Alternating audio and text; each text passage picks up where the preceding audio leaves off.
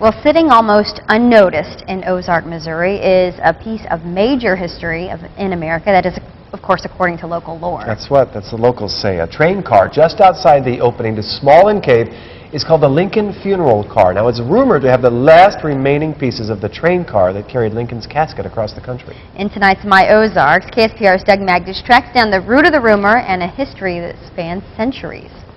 Wasn't any railroad run through this part of the country. At Ozark's Smallin Cave, it's all aboard for a tour the public has not been invited on for nearly a half a century. A gentleman that had this property back in the late 50s, early 60s, he called this the Civil War Cave. In the early 1960s, Joseph Bulger bought this property and shared his love of history. He's obviously a Civil War fan. He included a museum and a train car. It was a bridge. Bulger said this is the same train car that carried President Abraham Lincoln's body in a funeral procession across the country. It is an actual 1860s train car. The ends have been verified by train collectors.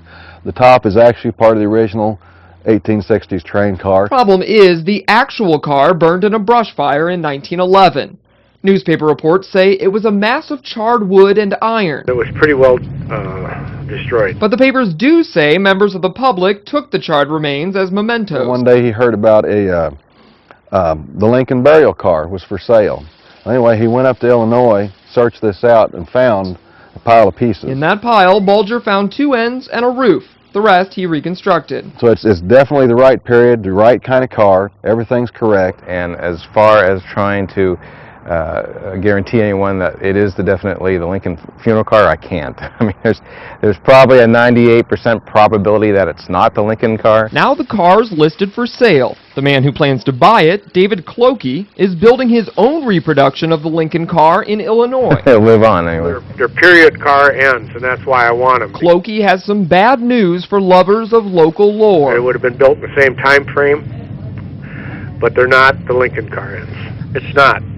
I'll guarantee it's not. It's just a myth. Clokey says the windows on the ends don't match up. The trim is not right. You know, it started out as a legend or a gimmick to get people to come to Smallin Cave. Gimmick or not, it is a story that lives on. What's true, we don't know, but it's a neat story, and it is an 1860s train car. In Ozark, Doug Magdish, KSPR News.